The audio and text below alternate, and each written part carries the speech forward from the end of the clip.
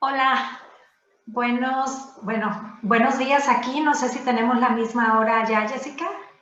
Estamos con 2 horas de diferencia. Es un poquito más temprano por acá en Canadá, en Vancouver. Ok, perfecto. Pues bueno, antes que nada quiero agradecerte la oportunidad que me das de tener esta charla, entrevista contigo de un tema muy importante y muy necesario además, que estoy segura va a ser de muchísima ayuda para cualquiera que nos escuche. Gracias, Jessica. Es un placer de verdad estar aquí contigo. A ti, Rocío, gracias por invitarme y por compartir estos importantes temas. Así es. Pues bueno, Jessica, por lo general casi siempre empiezo con una pregunta. ¿Quién es Jessica Ward? ¿Qué me puedes decir de ti? ¿Cómo llega todo este tema del que vamos a hablar ahorita a tu vida? Mira, soy terapeuta familiar, soy mexicana, hoy radico en Canadá y empiezo trabajando con suicidio hace más de 20 años, porque perdí a una amiga muy querida en la universidad estudiando la carrera de psicología. Y bueno, al trabajar yo mi propio proceso de duelo, decido ponerlo como al servicio de los demás. Todo lo que pude yo aprender de mi experiencia, de lo que revisé, de lo que estudié, decido ponerlo al servicio de los demás. Y se ha vuelto una misión de vida que hago con el corazón. Y a veces me preguntan por qué un tema tan duro, tan oscuro, y por qué creo que hay que llevar luz a la oscuridad y transformar las experiencias de dolor en experiencias de aprendizaje. Pues básicamente soy un amante del servicio. Creo que estamos aquí para transformar la vida de los demás, para que la gente evolucione, se transforme y bueno, lo hago yo junto con ellos a la hora de acompañar a las personas en estos procesos. Gracias. Dijiste algo muy importante, muy que quisiera preguntarte sobre esto. Llevar un poco de luz en un tema tan oscuro. ¿Por qué es un tema tan oscuro, Jessica? Es un tema oscuro porque nos confronta con nuestra humanidad. Y como sociedad tenemos un montón de mitos, de tabús que nos impiden hablarlo abiertamente. O sea, cuando hablamos de suicidio, la gente piensa pecado, porque hay cuestiones históricas que en algún momento dado sí se marcó. La gente piensa en asesinato, en homicidio, en que el homicida y el suicida están como de la mano, porque hablamos de que Dios nos da la vida y solo Dios nos las quita.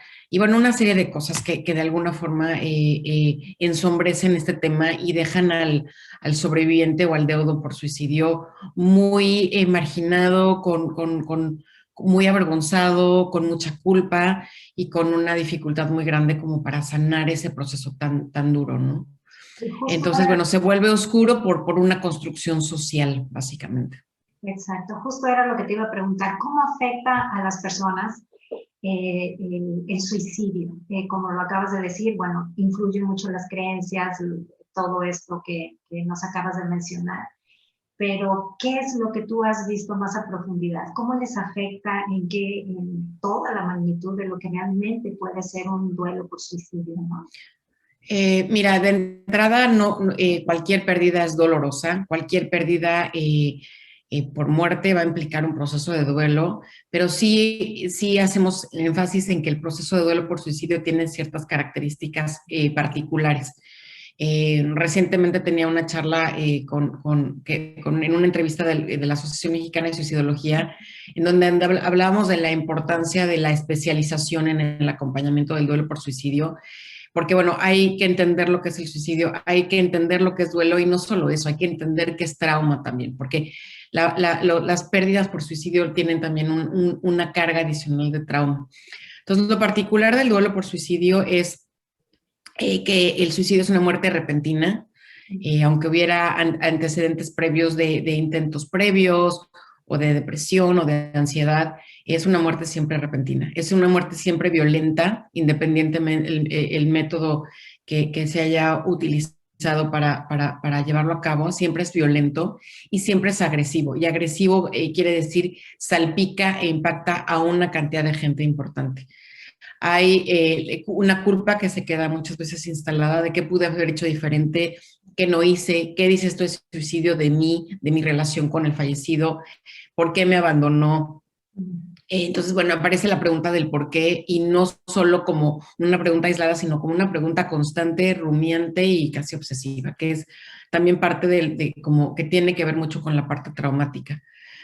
Aparece la sensación de, bueno, ¿qué pude haber hecho y no se hizo? ¿No? O sea, esa sensación de impotencia tan grande de no haber podido salvar al ser querido, ¿no? Y bueno, junto con eso, imagínate que eso es lo que pasa internamente, pero externamente otra vez, los tabús y los mitos que hacen esta dificultad de conversarlo, de acompañarlo, y bueno, y muchas veces comentarios muy inoportunos que recibe uno de las personas afuera, ¿no? Bueno, ¿qué hiciste tú para que esto ocurriera?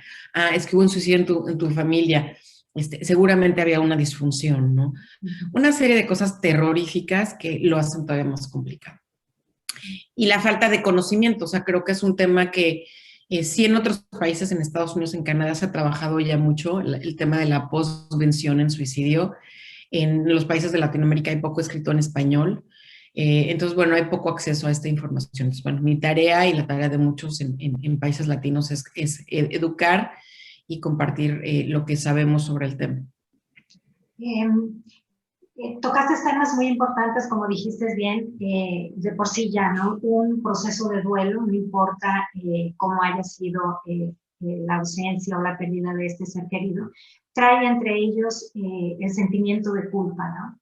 Entonces me imagino que se hace más patente y más fuerte cuando se trata de un suicidio, ¿no? Casi siempre, ya sabes, en los duelos estamos tratando de encontrar un culpable porque eso de alguna manera nos da, le da un matiz a la pérdida, ¿no? Podemos decir, sucedió por esto, pero cuando realmente es imposible saber a ciencia cierta cómo, por qué fue.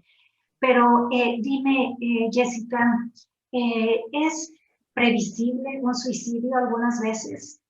¿Pueden ver señales que nos digan que algún ser querido posiblemente está pensándolo, imaginándolo? Mira, sabemos como estudiosos del tema que una vez que un suicidio se lleva a cabo, siempre, bueno, no siempre, muchas veces parece haber habido señales previas, pero como seres humanos no estamos como capacitados ni entrenados a verlas o escucharlas, o a veces las escuchamos, pero nos angustia tanto que decimos, no, no, no, ay, ánimo, va a pasar, etcétera, ¿no? Entonces, ¿cuáles son esas señales? Bueno, cambios de conducta, ¿no? La gente deja de hacer cosas que antes disfrutaba hacer, se despiden muchas veces, nos dicen comentarios como la vida no tiene sentido, estarían mejor sin mí, ay, yo me quiero morir, ojalá que esto ya acabe, intento y no encuentro ninguna solución, como muchas de estas cosas, cambios en la conducta, manifestaciones de dolor, yo hablo como de manifestaciones de dolor emocional.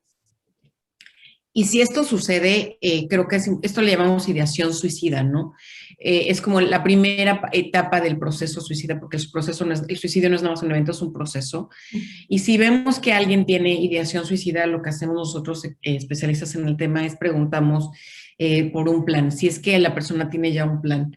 Si hay un plan, hablamos de que hay un mayor riesgo. Cuando no hay un plan, bueno, el riesgo está ahí, pero no está todavía tan incrementado, ¿no? Entonces, bueno, buscar la ideación suicida.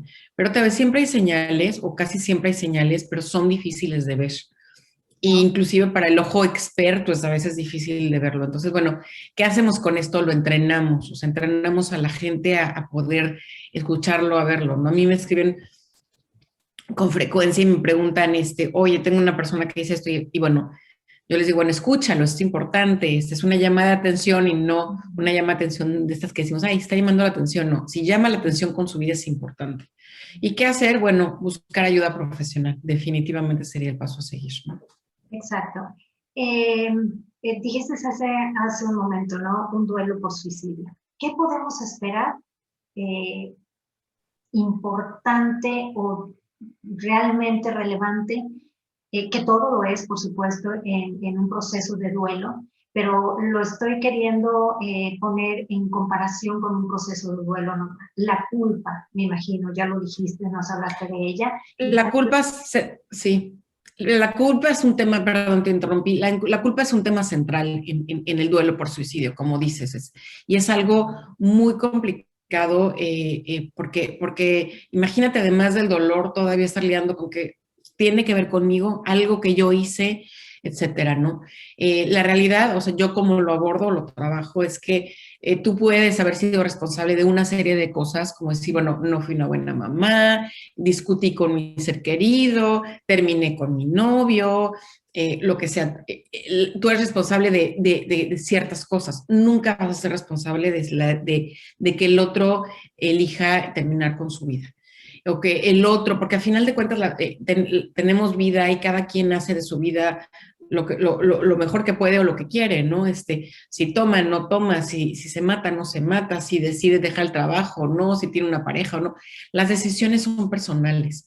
Entonces, bueno, a veces no somos ni los mejores padres ni las mejores parejas, pero eso no quiere decir que alguien tiene que quitarse la vida, ¿no? Entonces, bueno, la decisión de terminar con la vida es solo de la persona que lo lleva a cabo. Así es, esto es muy importante saberlo, ¿no? Y esto de alguna manera nos ayuda precisamente con ese sentimiento de culpa y de impotencia que deben de ser muy fuertes, sobre todo en un duelo por suicidio. ¿Cómo podemos apoyar o ayudar, Jessica, a los dolientes precisamente por un suicidio?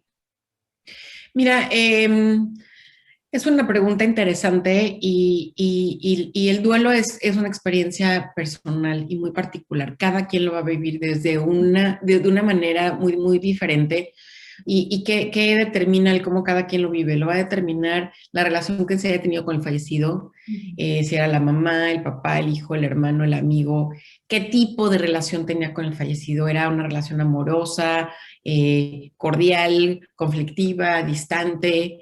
Eh, Otra variable importante va a ser el momento de vida que cada uno esté viviendo en el que aparece esta experiencia. Pero lo mejor que podemos hacer para acompañar a alguien es preguntándole qué necesita. O sea, no es lo que yo necesito, es lo que necesita el otro. Entonces yo lo abordo como diciendo, a ver, Juanito, fulanito, etcétera, ¿cómo te estás sintiendo? Dime qué necesitas. ¿Quieres que me quite, que me ponga, que me acerque, que lo hablemos, que no lo hablemos? ¿Cómo te puedo acompañar de la mejor manera? Entonces, más que estar averiguando o atinándole a qué es lo que el otro necesita, realmente preguntarlo. Y nadie es mejor experto en su propia en su experiencia que uno, ¿no? Entonces, la mejor manera de acompañarlo es preguntándole al otro qué necesita y haciendo las veces de lo que el otro necesita, ¿no? Perfecto. Mostrando amor, no juicio, y en un momento dado ayudando, ofreciendo alternativas de conectarlo con servicios profesionales. Así es. Jessica, yo sé que tú estás involucrada en una campaña precisamente para prevenir el suicidio, ¿no? ¿Quieres hablarnos un poquito acerca de ello, por favor?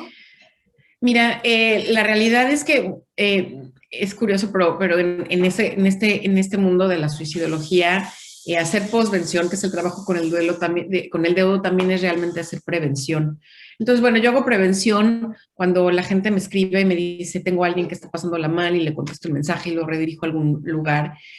Parte de mi labor de prevención hoy en día es trabajo con una línea de intervención en crisis que hace un año la ofrece la Universidad Iberoamericana. Es una línea gratuita que la realidad es que ha tenido muy buen alcance. Se llama Conéctate conmigo. Lo pueden encontrarlo en Facebook, en Instagram y hacer contacto directamente con ellos. Yo no estoy al teléfono, pero yo me encargo de supervisar un grupo de voluntarios que sí lo está. Entonces, bueno, pudiendo ofrecer esta intervención en crisis en esos momentos tan importantes, hacemos esa labor de prevención. Y como te decía, la labor de posvención, que es el trabajo del duelo con suicidio, también es un trabajo preventivo, porque el dolor tan inmenso que implica perder a alguien por suicidio, muchas veces pone a estas personas en una situación de riesgo propio de atentar contra su vida. Entonces, bueno, también es una labor preventiva. Así es. Yo recuerdo, escuché una conferencia tuya hace mucho tiempo, en donde, déjame ver si la recuerdo muy bien, ibas, no recuerdo en qué ciudad, pasando por un puente o algo así, viste a un chico que estaba precisamente queriéndose suicidar en ese momento, ¿no? Y recuerdo muy bien lo que hiciste. ¿Deberíamos nosotros en algún momento, podríamos también hacerlo, o qué palabras llegar cuando se nos presente alguna situación así? Gracias por recordarme y por traerlo a la mesa, Rocío. Sí, fue una experiencia que tuve hace varios años en donde un chico estaba al borde de un puente, y bueno, son estas cosas que a uno le pasan, no sabe uno por qué, yo cruzaba por ahí, como que lo vi, no lo vi, no dudé, pero me paré al final de cuentas y bueno, me bajé a gritarle, no lo hagas, tu vida es importante para mí. Y bueno, al final de cuentas, alguien más se paró, se sumó a mi súplica y bueno, tristemente el chico se aventó, pero el chico que se paró junto conmigo logró cacharlo en el aire y le salvó la vida. Entonces, bueno, a raíz de eso y de muchas otras experiencias, tuve la oportunidad de hacer una plática, una charla TED, y en esa charla el mensaje básicamente unido a esta experiencia es que todos podemos salvar una vida diciéndole al otro, tu vida es importante para mí. Entonces, esa es mi labor de prevención. Creo que o lo que yo trato de comunicar es que si nos sumamos como sociedad a estar verdaderamente conectados al dolor ajeno, a las situaciones ajenas, caminando por la calle, esta experiencia no me pasó a mí, le puede pasar a cualquiera, y todos podemos tocar la vida de alguien diciéndole tu vida es importante para mí. Y tú no sabes cómo ese simple hecho de estar abierto a escuchar, a conectar, puede cambiarle la vida a alguien en un momento dado que es la crisis suicida es un momentito, o sea, puede ser un ratito. Hay gente que tiene ideación suicida durante mucho tiempo, pero la realidad es que la crisis, así decir, hoy lo hago, es un ratito.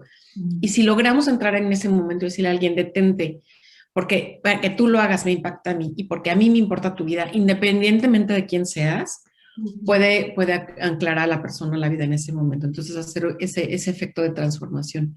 Entonces, sí, todos podemos salvar una vida diciéndole al otro, tu vida es importante para mí. ¿Cómo es una vida después de un suicidio, Jessica? Tanto para la persona que intentó suicidarse y que no lo logró, como el caso de este chico, por ejemplo, y para los dolientes, cuando sí sucede, pero los familiares, las personas o los seres queridos que quedan vivos. ¿Cómo es una vida después de eso? Podríamos pensar que son dos situaciones, estás hablando de dos situaciones que parecen muy diferentes. Sin embargo, para mí hay un común denominador de estas situaciones y de todas las situaciones de la vida. La vida te da una carta y tal vez te da un dolor, te da una experiencia dolorosa y tú decides qué hacer con ella. Y siempre es una disyuntiva, hay un camino hacia el crecimiento y hacia la oportunidad, y hay un camino hacia el riesgo y hacia el peligro y hacia la muerte, ¿no? De hecho, crisis en chino significa dos cosas, riesgo y oportunidad. Entonces, bueno, intentas quitarte la vida y no lo llevas a cabo, ¿no? Y quedas con vida. ¿Qué te dice esto de ti, de esta experiencia de la vida? Es una segunda oportunidad, es la oportunidad de cambiar tu rumbo, de tocar tu dolor, de trabajar tu dolor en vida y es una oportunidad o qué es. O, ok, lo fallaste, te da vergüenza, te genera culpa, te da malestar y suma tu dolor inicial y entonces, bueno, buscas nuevamente intentar. Pues, bueno, son historias totalmente diferentes a partir de una misma experiencia. Lo mismo ocurre en el caso del duelo por suicidio, o sea, es una experiencia sumamente dolorosa. Yo quisiera subrayar que un duelo por suicidio generalmente, no en todos los casos, pero generalmente implica trauma. Trauma, hoy sabemos que el trauma no es una cosa que digas, bueno, estoy traumado y porque lo pienso y no lo puedo dejar de pensar. El trauma queda instalado en el cuerpo. Entonces, este tema de la repetición y que aparecen las imágenes y no puedo dormir es porque el trauma está instalado en ti, no es que lo elijas, es que cuesta mucho trabajo desarticularlo. ¿Qué puedes hacer cuando has vivido un duelo, una pérdida por suicidio? ¿Va a ser doloroso? Sí. ¿Hay que trabajarlo? Sí. Y yo te diría que el último paso en el proceso de duelo para sanarlo es ponerlo al servicio. O sea, esta experiencia que tú viviste, cómo te transformó a ti y cómo puede ser de transformación para los demás. ¿Qué comunicas? ¿Qué dice de ti? ¿Qué dice de otros? Entonces, otra vez, o sea, yo para mí la forma digo, no lo vas a superar, no lo vas a aceptar, lo puedes aceptar, lo puedes tal vez superar, pero a final de cuentas lo vas a integrar a tu vida y la mejor manera de integrarlo es en un momento dado ponerlo al servicio de los demás. Así es. Con todo esto, también me gustaría que hiciéramos hincapié tanto para aquellas personas que quisieron suicidarse y no lo consiguieron, finalmente, gracias a Dios, ¿verdad? Y tanto como las personas que vivieron un duelo o están viviendo un duelo por un ser querido que se suicidó, pueden reconstruirse totalmente. pueden volver a tener paz en su vida, tranquilidad, felicidad, y aunque sea algo traumático, porque sí, Jessica, yo he escuchado muchísimas veces que es casi siempre lo que me dijiste, es que queda aquí el trauma y las imágenes que se repiten y se repiten y que creen que toda la vida los van a tener y eso no les da paz, no les da tranquilidad. Finalmente sí, sí pueden tener una vida normal, una vida tranquila, una vida feliz a pesar de, ¿no? Definitivamente, Rocío, y creo que otra parte muy importante que debiera acompañar el proceso de duelo por suicidio es la psicoeducación, o sea, entender qué es el suicidio, o sea, qué pasó, qué comunicó, qué entendiste tú, ayudarle a la persona que está en el proceso de duelo a entender lo que le está pasando, o sea, esto que estás viviendo se llama trauma, esto que te pasa por la cabeza se llama rumiación y tiene que ver con que estás constantemente buscando la respuesta al por qué. Hoy sabemos que la respuesta del por qué no va a aparecer nunca. La respuesta del por qué se va a quedar ahí y aunque puedas reconstruir con diferentes piezas, partes del rompecabezas, van a haber piezas que faltan porque la respuesta no la tienes tú y se fue con la persona tu ser querido, ¿no? Y aprender a estar en paz con esos huecos y con esas lagunas es complicado, ¿no? Hay que perdonarse, hay que perdonar al otro, hay que entenderlo desde un lugar, es una experiencia humana. El suicidio para mí más que un tema de salud mental, es un tema de dolor emocional. Puedes estar viviendo depresión, ansiedad, pérdidas, duelos, rupturas, una serie de circunstancias, pero a final de cuentas todo lo engloba el dolor emocional. Entonces, simplemente es una expresión de que es un punto de dolor en donde la persona no encontró otra alternativa de solución. Pero otra vez, en la parte de acompañar al deudo por suicidio hay que hacer mucha psicoeducación. Entonces, el acompañamiento tiene que estar a manos de gente experta en el tema de suicidio para poderles brindar a las personas esta información a manos de gente experta en el tema de duelo para decir, esto es lo que se vive en un proceso de duelo y personas expertas en trauma porque tiene unas características muy particulares. Así es. Pues bueno, me encantaría seguir platicando contigo, Jessica, pero tú sabes lo que tendremos que hacer ahorita y para dar oportunidad a que se grabe esto y poderlo compartir, que estoy segura va a ser de muchísima, muchísima ayuda para quien nos oiga. ¿Algo con lo que te quieras despedir, algo que nos quieras decir antes de? Bueno, pues si nos dirigimos a las personas que tal vez nos están escuchando que han perdido a alguien por suicidio, hablar de ese tema de que son experiencias sumamente dolorosas, que son experiencias traumáticas, pero que tienen este camino de esta posibilidad de sanarse, de integrarse y de transformar nuestras vidas, porque bueno, nosotros no lo elegimos, es una experiencia que nos fue dada, pero que siempre inclusive las experiencias de dolor se pueden transformar. Bueno, muchísimas gracias, Jessica. Te vuelvo a agradecer. A ti, Rocío. Y esta oportunidad. Gracias. A ti.